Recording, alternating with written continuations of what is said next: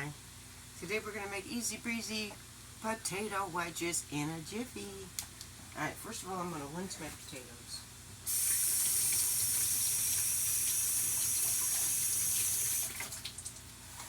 Some people go through all that trouble of scrubbing them with a brush. You know, like they need a facial scrub. No worries. So you can take your potato, and you're just going to cut it into wedges. Remember to eat red potatoes. The redder the better, alright? Antioxidants, vitamins. Always do red. I don't care if it's cabbage, onions, okay? Potatoes. It doesn't matter. Now first I'm going to put a little butter in the bottom of the ceramic dish, okay? And I've got a little butter bowl right handy. Of course at this angle with this camera today, you can't really see anything. Wow. Speaking of which, I can't see anything either. Guten. What does guten mean? Good enough. Alright. You know, sometimes you get an I love you text from your child, and it just goes boop, pulls you out of the dark, puts you back in the light. Just an I love you. It's kind of magic how that happens. How words are actions. Really. Someone says a word and your heart goes doo-doo, doo-doo. See a kitten and a puppy playing. Aww, doo-doo, doo-doo. Alright, so you're going to cut your potato into the size of wedge that you prefer. So out of a half potato, I might get 5 wedges. So you just lay it flat and just go doot, doot, doot, doot. Make 4 cuts and you have 5 wedges.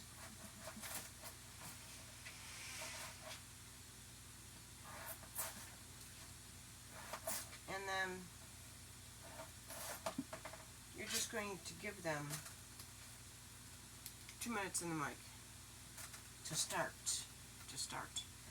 Now, mind you, these potato wedges are done in no time. You don't have to bake them in the oven. You don't have to fry them in oil. And they're delicious.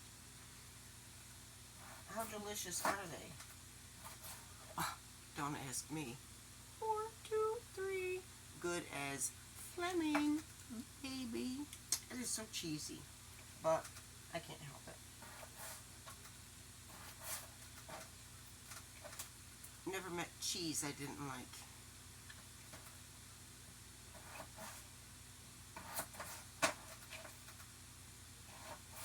Okay, so now you have all your beautiful babies in here. You throw them in the mic.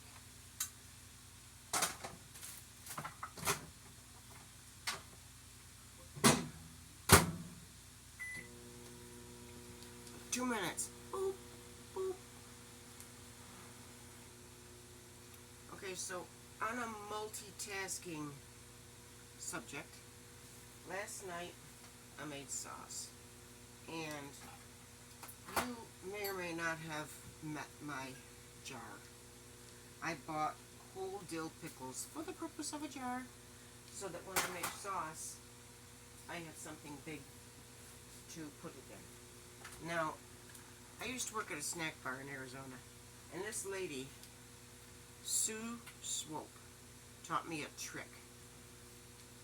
It was putting mustard from a jar into a tiny squeeze bottle. I'll show you the trick. Meanwhile, however, the timer went off on the potatoes. So, what you do when your potatoes come out is, first of all,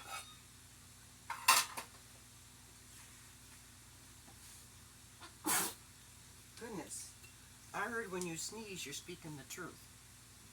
So anyways, you take your potatoes, and you've always got oil on reserve. So you take some oil, right? And you brush your potatoes. Now if this is oil that was used and there's a little sediment at the bottom, seasoned flour sediment, well, you know, it's okay to get that on there too, because you get it on there on purpose. Otherwise you would just take oil off the top.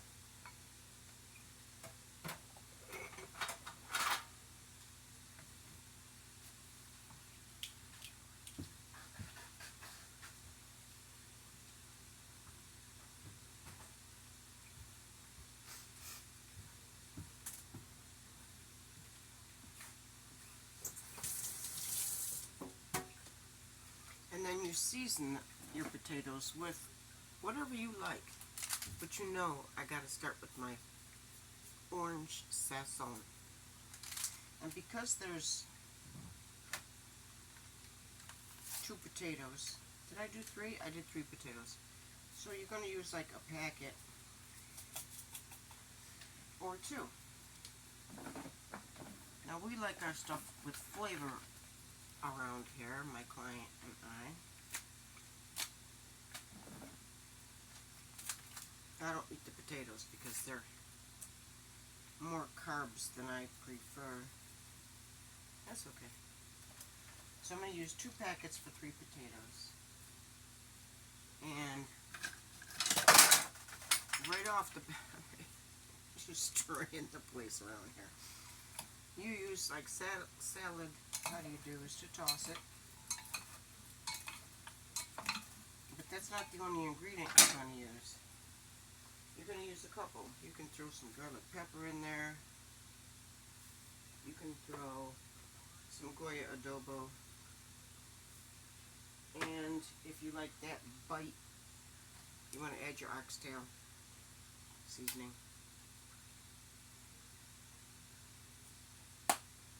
And some onion and garlic. Why not?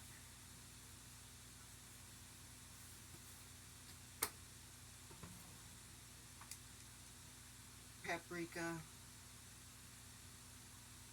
You got 3 potatoes, so add that paprika.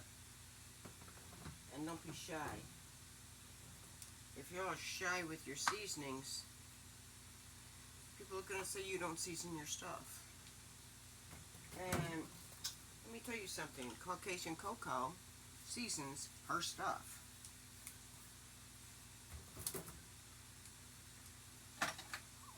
Okay. Toss those with your little salad tosser. And you put them back in the microwave for another 3 to 4. I'm going to give them 4 because there's 3 potatoes. So it's 5 to 6 minutes in the microwave. Total time for some really good potatoes.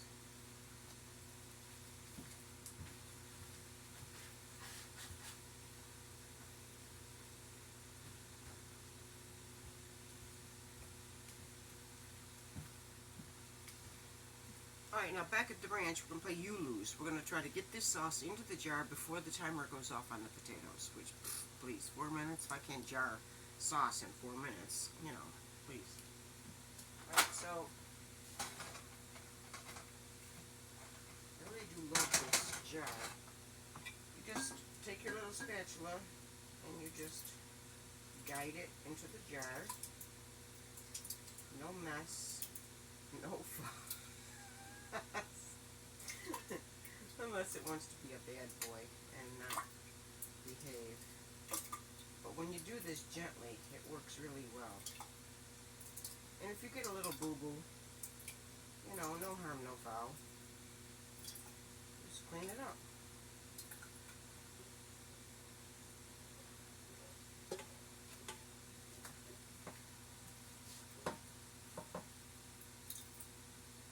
Alright, you just scoop it towards you.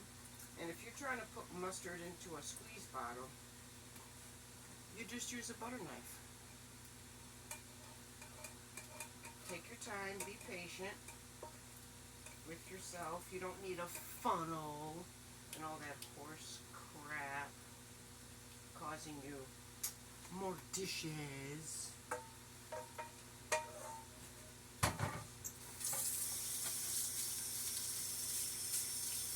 And I'm going to go a step further and see if I can't clean up my mess before the microwave goes off.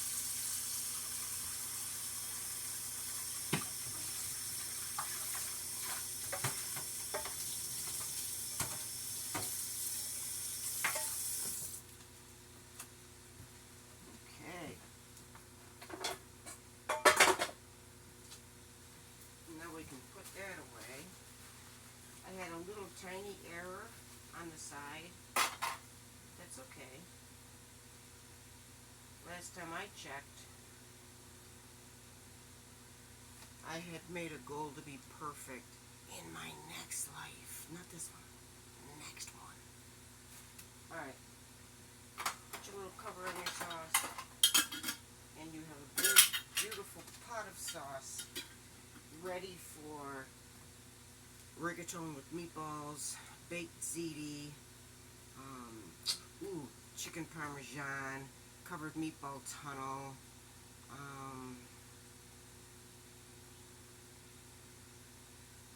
saucy stuff, baby. And the microwave hasn't even gone off yet.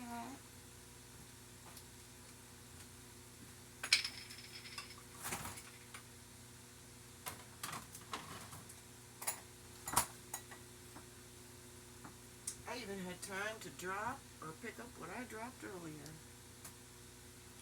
I also plan on making something with red wine, like a bourguignon gravy, maybe a lamb, shoulder of lamb simmered in bourguignon gravy. I still have to make Tanya's macaroni and cheese. And what other requests have I got?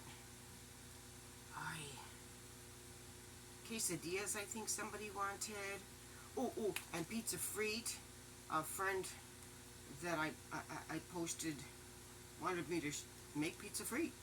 So the fare uses granulated sugar.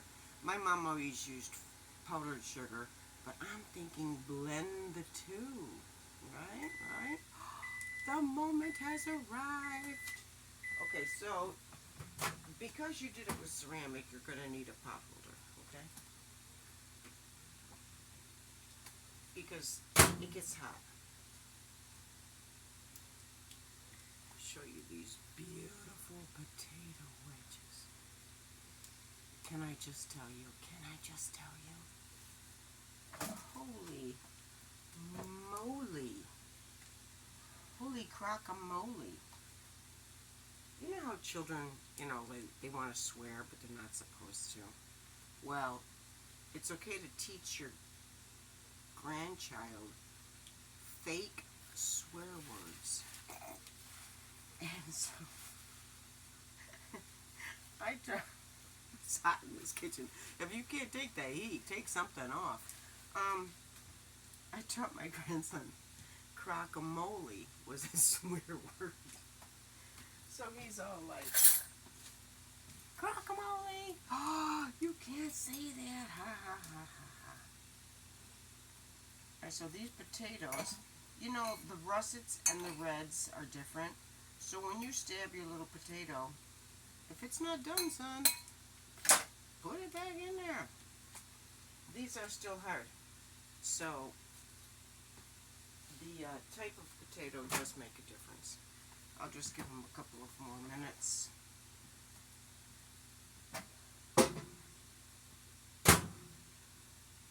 I'll give them 2 to start and just check them. So when you're making your potatoes in the microwave oven, A, it does depend on what kind of potato you're using.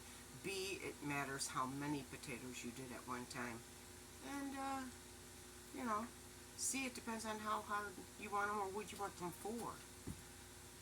You might be par cooking potato wedges to cut up and put in something you're going to be cooking on the stove.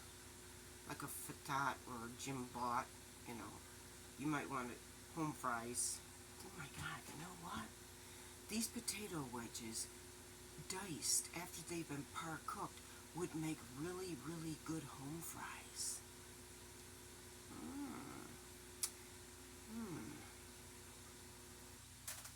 Okay, the timer went off. Let's check our potatoes. And being in a ceramic dish, they should heat really well because ceramic is a conductor of heat.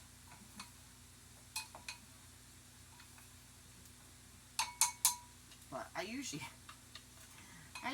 do one potato at a time because I'm working for somebody that basically gives me his kitchen and says I can do all these things out here. And he loves these darn potato wedges, I'll tell you. He loves these potato wedges. Ooh, and these are done. So these did take 7 minutes instead of 5. Big deal. But I usually just do one at a time. They're hot. Hot potato. You just gotta make sure they're done.